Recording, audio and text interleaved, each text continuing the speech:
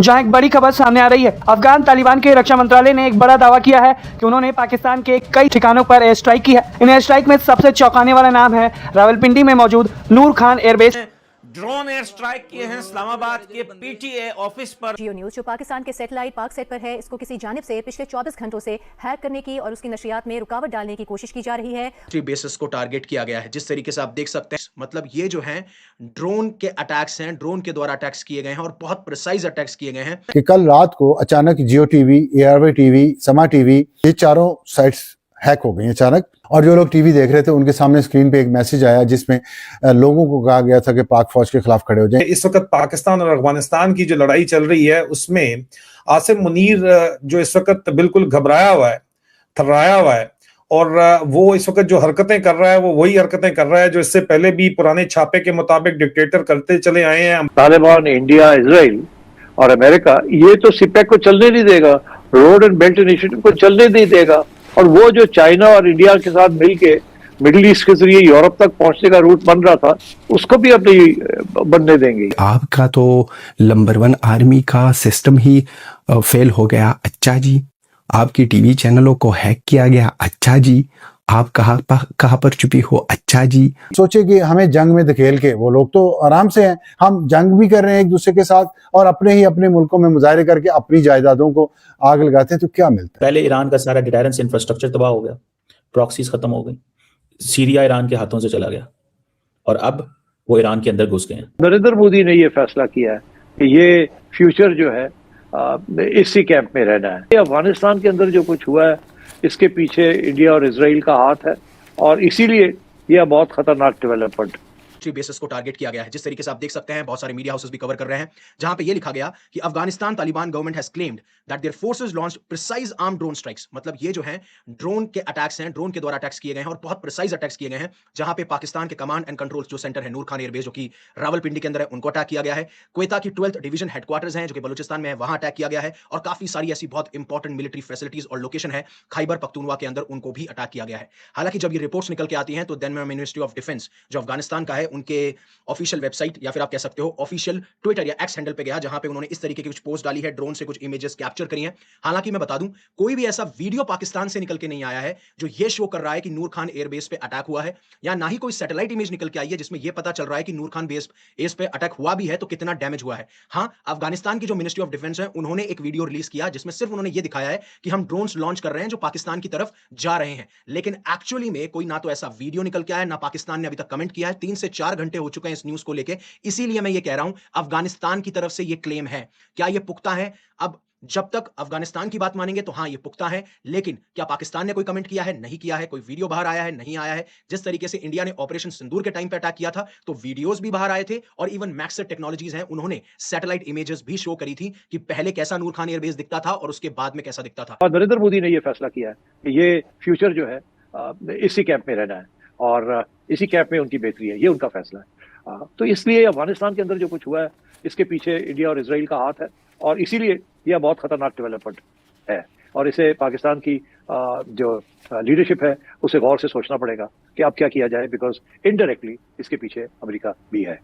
अच्छा सेठ साहब, आपने तो कैनवस को बहुत वसी कर दिया, लेंस भी बहुत बड़ा हो गया इस मामले का। अगर इसमें बैकिंग हासिल है उन्हें इजराइल और इंडिया की आशीर्वाद और वो कॉन्फिडेंस है या उनकी शय पे अफगानिस्तान की जानिब से इकदाम किए जा रहे हैं। और मीनवाइल हमने officer of eastern command India के राजेश पुष्कर उनकी स्टेटमेंट सुनी ऑपरेशन सिंदूर के हवाले से, उन्होंने पाकिस्तान को एक नई धमकी दी और भरपूर कॉन्फिडेंस के साथ दी। कहीं ऐसा तो नहीं है कि अफगान सरजमीन से हमलों की आड़ में दूसरी सरहद है उसको भी गर्म कर दिया जाए और यूं साजिश रचाई जा रही है? साजिश नहीं, स्ट्रेटजी है। इसीलिए पहली दफा रूस के फॉरेन मिनिस्टर ने एक बहुत अहम बयान दिया है कि वो किसी सूरत में भी, देखिए ना, इससे पहले हमें ये पता चल रहा था कि शायद रूस तालिबान रेजिम को रिकग्नाइज कर ले।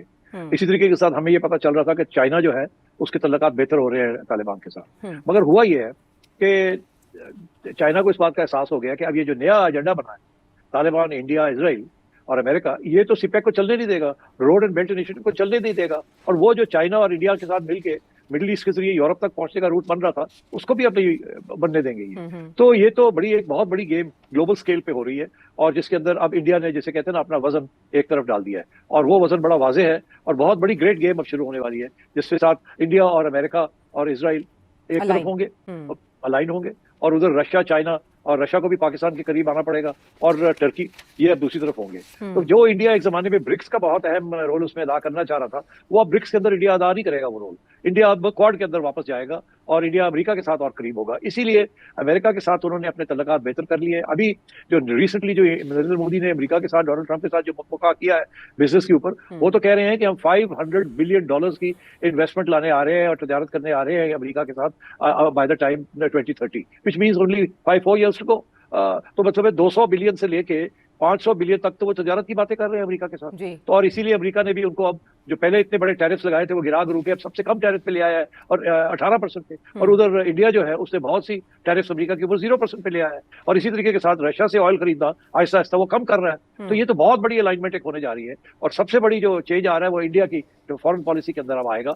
इसीलिए इंडिया कुछ अरसे के लिए चुप था, फैसले कर रहा था कहाँ जाना है, कहाँ नहीं जाना, किधर रहना है, किधर नहीं रहना, और उन्हें इस बात का एहसास हो गया कि अब वो जो न्यूट्रल, वो जो रहना चाह रहे थे, नॉन अलाइंड, वो दरवाजे बंद हो गए हैं। अब अलाइन करना पड़ेगा, और उन्होंने यही फैसला किया है कि वो अलाइनमेंट जो है अमेरिका और इजराइल के साथ होगी, और इसीलिए उन्होंने तालिबान को साथ ले लिया। तो जब आप ये कह रही हैं कि दोनों फ्रंट्स की बात कर रही हैं, ये बिल्कुल ऑन द कार्ड्स है ये।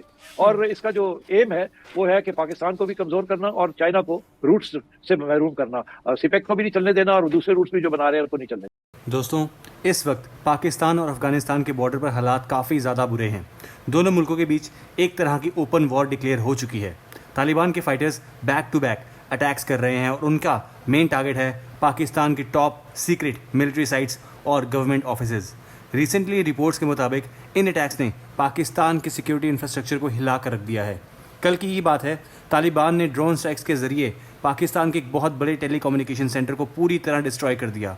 सबसे पहले हैरानी वाली बात यह है कि पाकिस्तान का वो made in China air defence system, जिसे लेकर ये काफ़ी ज़्यादा बोस्ट करते थे, वो पूरी तरह फेल हो गया है।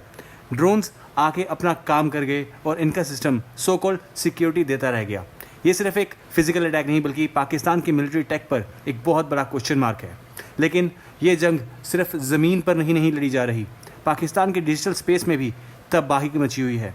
इजराइल और इंडिया के नाम की इस सिचुएशन में जुड़ रहे हैं, और इसी बीच पाकिस्तान के मेजर न्यूज़ चैनल जैसे जियो न्यूज़, आर्या और समा का सर्वर हैक कर दिया गया है। चैनल से पाकिस्तान आर्मी के अगेंस्ट मैसेज फ्लैश हो रहे हैं। इमेजिन कीजिए, एक पूरे मुल्क के मेन मीडिया आउटलेट्स हैक हो जाएं तो पब्लिक किस लेवल की पैनिक होगी। रिपोर्ट सजेस्ट कर रही हैं कि जनरल आसिम मुनीर की इस वक्त काफ़ी ज़्यादा प्रेशर में हुए पड़े हैं, काफ़ी वो प्रेशर में। उन्हें सिर्फ बाहर के दुश्मन से नहीं, बल्कि अपने ही मुल्क के लोगों से डर लग रहा है। पाकिस्तान की पब्लिक में आर्मी को लेकर गुस्सा बढ़ता जा रहा है।